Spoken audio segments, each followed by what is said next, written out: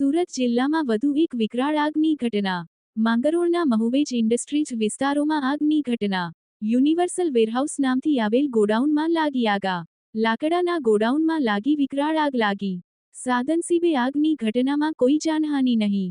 આગની ઘટનાને પગલે વિસ્તારમાં અફરાતફરી સર્જાઈ. વેરહાઉસમાં રાખેલ લાકડાની પ્લાયવુડનો જથ્થો બળીને રાખ. ફાયર વિભાગ દ્વારા મેજર કોલ જાહેર કરવામાં આવ્યો.